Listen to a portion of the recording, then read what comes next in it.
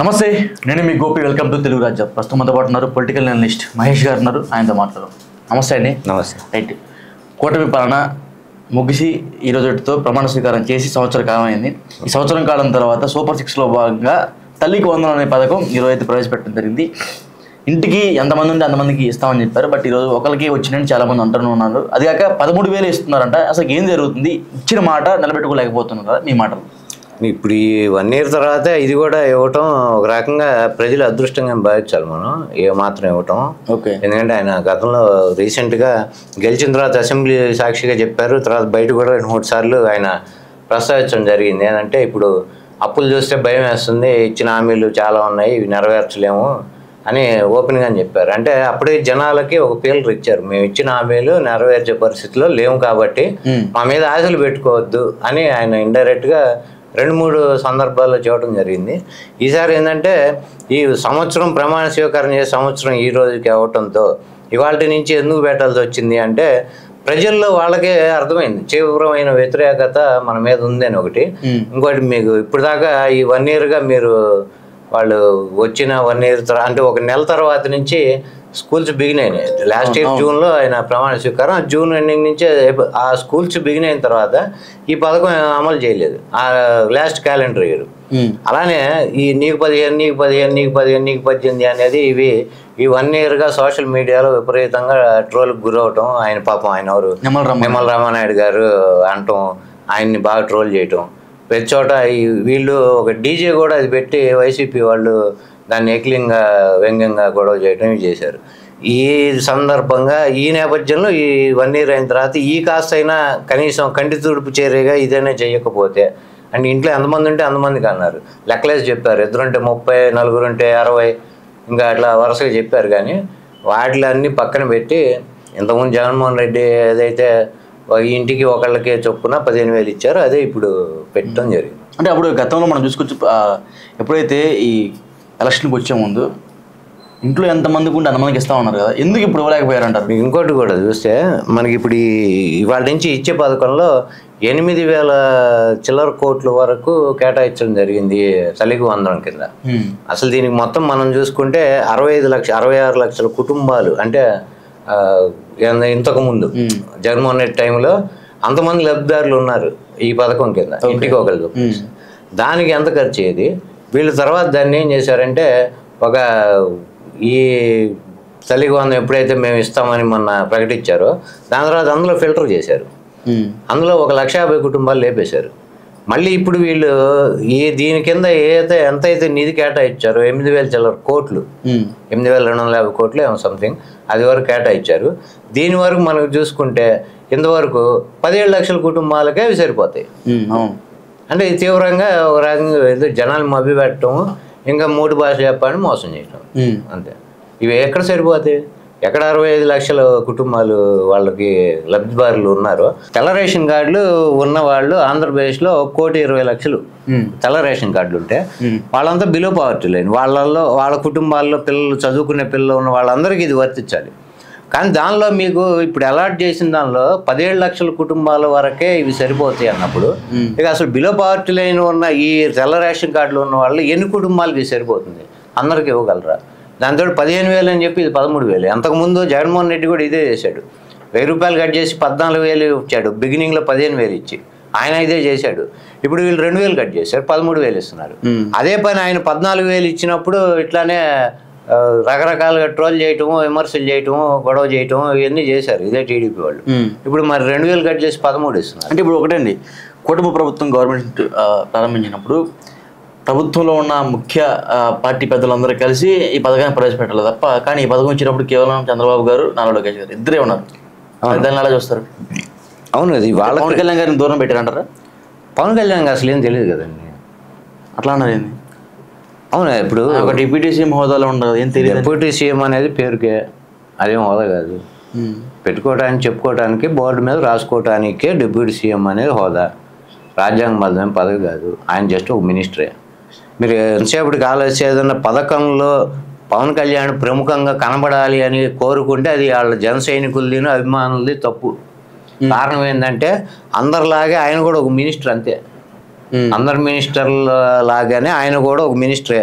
Deputy CM అనే పదవి అక్కడ రాజ్యాంగబద్ధంగా లేదు. వీళ్ళు జస్ట్ కంటి తుడుపు చర్యగా చంద్రబాబు నాయుడు గారు ఇవ్వటం, పవన్ కళ్యాణ్ బోర్డు పెట్టుకోవడానికి పనికొస్తుంది. దానికే అధికారాలు లేవు, ప్రత్యేకమైన అధికారాలు లేవు దానికి. రాజ్యాంగంలో ఎక్కడ ఇవ్వలే ఎవడు. డిప్యూటీ సీఎం అనే పదవే లేదు రాజ్యాంగంలో. గవర్నర్ ఉంది, సీఎం ఉంది, మినిస్టర్లు ఉన్నారు, డిప్యూటీ సీఎం లేడు.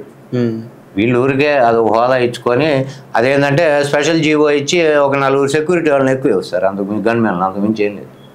దానికి ఎవరికైనా ఇవ్వచ్చు వాళ్ళు కావాలనుకుంటే. అది ముఖ్యమంత్రి నిర్ణయం. మీకు కావాలన్నా గన్మెన్లు కావాలని 4 గన్మెన్లు పంపించాడు ఆయన జీవో ఇచ్చి, అంతే. అట్లానే ఈయనకి ఎక్స్ట్రా ఇస్తారు తప్ప ఈయనకి ఏ హోదా ఉండదు, ఎటువంటి అధికారికమైన పదవి కాదు అది. కాబట్టి ఆయన ఉండలేదు అని అడగటం, మనం అసలు బాధపడటం కూడా తప్పే. ఎందుకు ఉండాలి? ఆయన పంచాయతీరాజ్ డిపార్ట్మెంట్ అయింది. డిపార్ట్మెంట్ మీన్స్ ఇప్పుడు ఎలక్షన్కి వెళ్ళే ముందు అందరు కలిసి వెళ్ళారు కదా, మేనిఫెస్టో కలిసే రిలీజ్ చేశారు. అదే ఇప్పుడు కలిసి వెళ్ళాలి కదా అంటున్నా నేను.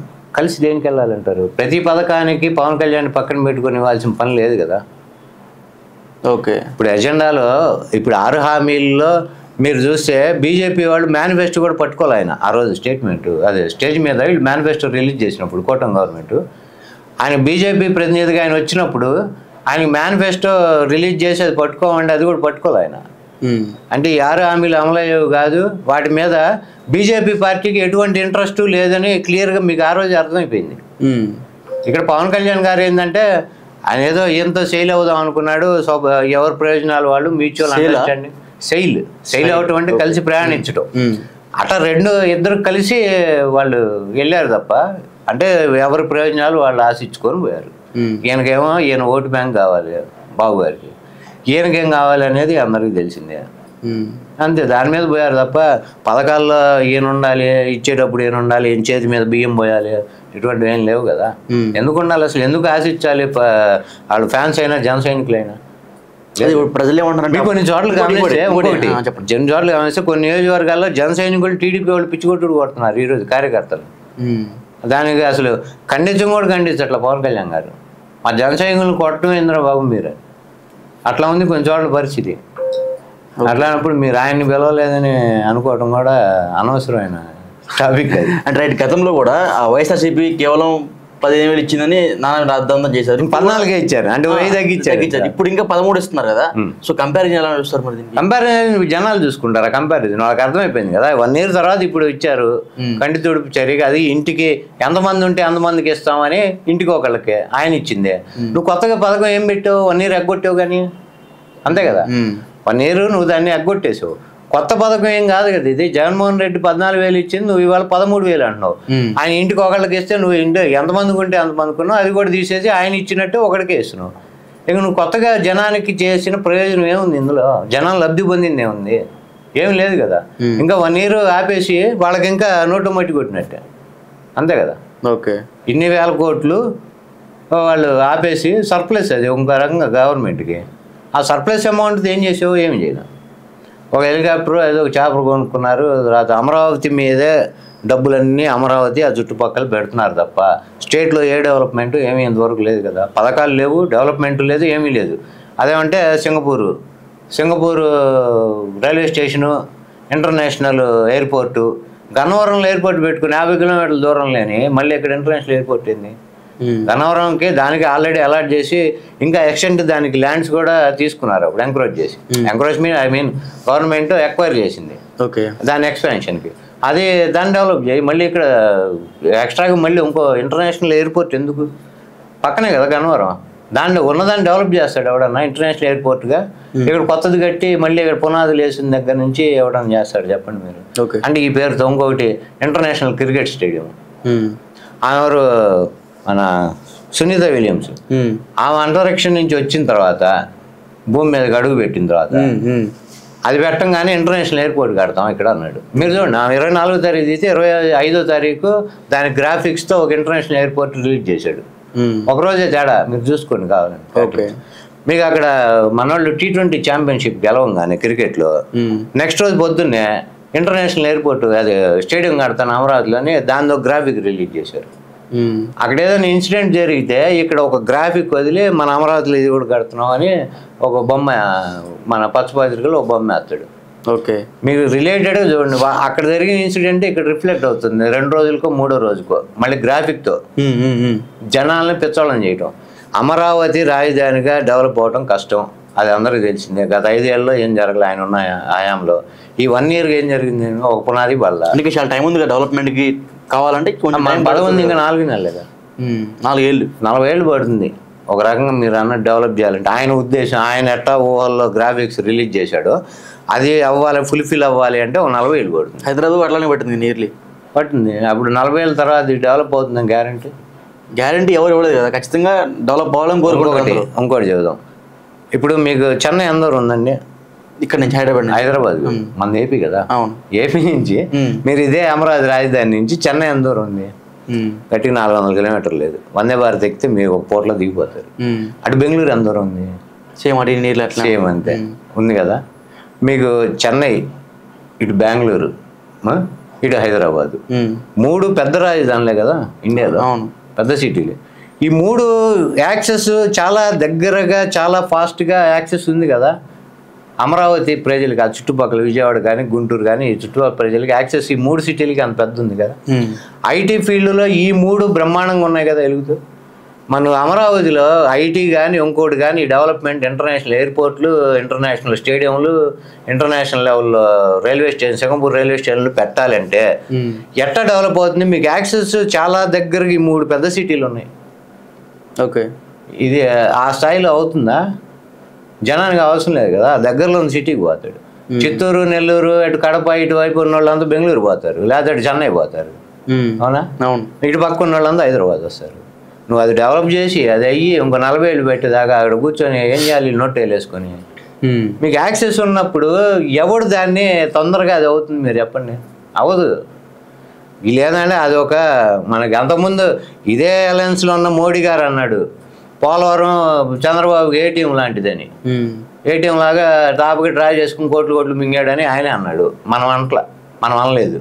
ఓకే. ఇప్పుడు ఇదే ఈ రాజధాని చెప్పి వీళ్ళు మళ్ళీ అదే సేమ్ ఔటర్ రింగ్ రోడ్ అని చెప్పి అప్పుడు ఒక స్కామ్, ఇప్పుడు అది కోర్టులో ఉంది కదా కేసు. ఆ కేసు జరుగుతుంది కదా, దానిలో అట్లా చేశారు. ఇప్పుడు అమరావతి అని చెప్పి మళ్ళీ ఎప్పుడైనా రియల్ ఎస్టేట్ దందా చేసేదే దాదాపుగా టీడీపీ గవర్నమెంట్ ఎప్పుడైతే మీరు నడిచిందో చూడండి, ఏదో ఒక ఏరియాలో రియల్ ఎస్టేట్ దందా నడుస్తుంది. ఓకే. దాని ముందు హైటెక్ సిటీ భూములు వైపు చూసుకోండి, ఇప్పుడు లాస్ట్ 14 to 19, ఆ తర్వాత ఈ 1 ఇయర్గా అమరావతి చుట్టుపక్కల భూములు ఇవే కదా. అనంతపురంలో ఎక్కడో ఉన్న టీడీపీ నాయకులు కూడా 14-19లో అమరావతిలో భూములు కొన్నారు. అనంతపురం వాళ్ళకి ఇక్కడ అమరావతి పక్కన భూములు, అంటే ఇది రాజధాని డిక్లేర్ చేయకముందే ఇక్కడ భూములు కొన్నారు. వాళ్ళకి ఎట్ట తెలిసి ఇక్కడ కొన్నారండి? అనంతపురం చివరి ఉన్నవాడికి అమరావతిలో విజయవాడ చుట్టుపక్కల భూమి ఎందుకు అడిగి? అంటే ముందే తెలిసి అదొక ప్రీ ప్లాన్డ్గా కొని, అంటే వాళ్ళ దగ్గర నాయకులకి ప్రముఖులకి అది ముందే లీకేజ్ అయ్యి వాళ్ళు కొన్న తర్వాత అప్పుడు ప్రకటించారు. ఓకే. మరి రియల్ ఎస్టేట్ దందా ఏమంటారు దాన్ని? ఇది ఆల్రెడీ ఎవిడెన్షియల్గా ఇది ప్రూవ్ అయింది కదా. వాళ్ళు ఎప్పుడు కొన్నారు, అమరావతి రాజధానికి ఎప్పుడు డిక్లేర్ చేశారు, డేట్లు ఉన్నాయి కదా. మీరు ఎప్పుడు రిజిస్ట్రేషన్ చేసుకున్నారో ఉంది అక్కడ డేట్లు, డాక్యుమెంట్. అవును. నువ్వు అమరావతి ఎప్పుడు డిక్లేర్ చేసావో అది మీడియా పరంగా ఉంది. మన అంటే ముందే వాళ్ళకి ఎట్లా తెలుసు ఇక్కడ కొనాలి భూములని? అనంతపురం ఎక్కడెక్కడో చిత్తూరు రోడ్డు ఆడు ఎందుకు కొన్నారు వచ్చి ఇక్కడికి? రైట్. ఓవరాల్గా ఈ పథకం గురించి ఒక మాట చెప్పండి చెప్తారు. పథకం అంటే ఏం లేదండి, ఇప్పుడు జనాలు కంటి తోడుపు చర్య, దీనివల్ల జనానికి ఒరిగేది ఏం లేదు అంతే. ఇప్పుడు ఏంటంటే అది కూడా సగం కూడా సరిపో, వీళ్ళు ఇచ్చే నిధులు సగం మంది, అంటే లబ్ధిదారులు ఎంతమంది ఉన్నారో వాళ్ళ సగం మందికి కూడా ఇవి జారినప్పుడు మిగతా వాళ్ళకి వాళ్ళు అసంతృప్తిగా ఉంటారుగా. 66 లక్షల మంది ఉన్నప్పుడు నువ్వే 17 లక్షల మంది నాకు తెలిసి ఇప్పుడు వీళ్ళు రిలీజ్ చేసిన నిధులకి 17 లక్షల చిల్లర మందికి కుటుంబాలకే వస్తుంది. మిగతా వాళ్ళంతా ఏం చేయాలి? దానికి ఒక క్రైటీరియా ఏదో పెట్టారు, ఏదంటే అటెండెన్స్ సర్టిఫికేట్ తీసుకురావాలని. ఇది ఒక స్టంటా? ఈ స్కూళ్ళకు పోయి తీసుకోవడానికి ప్రైవేట్ స్కూల్లో అసలే ఫీజులు ఎక్కువ వాడు తీసుకునేది. వాడి సర్టిఫికేట్లు ఇమ్మంటే వాడు ఇస్తాడు ఊరికే? ఇది మళ్ళీ దీన్ని ఎటు దారి తీస్తున్నారు? లంచాలకే దారి తీస్తుంది ఇది. ఈ సర్టిఫికేట్లు తెచ్చుకోవాలంటే వీడు మళ్ళీ ఎంతో కొంత లంచాలు ఇచ్చి తెచ్చుకోవాలి ఈ సర్టిఫికేట్లు. ఓకే. ఇట్లా ఉంది పరిస్థితి. కాబట్టి వాళ్ళకి పెద్దగా ప్రయోజనం అయితే కలగదు. రైట్. థ్యాంక్ యూ అండి. Thank you. హలో, తెలుగు రాజ్యం ఛానల్ చూస్తున్నారా? సామాజిక, రాజకీయ, జీవన చిత్రణే తెలుగు రాజ్యం. అతిశయోక్తులు, అసత్యాలు ఉండవు. రాజకీయ కోణం కాదు, ప్రజా కోణమే కొలబద్ద. తెలుగు రాజ్యం వీక్షణ మీ ఉత్తమ అభిరుచికి నిదర్శనం.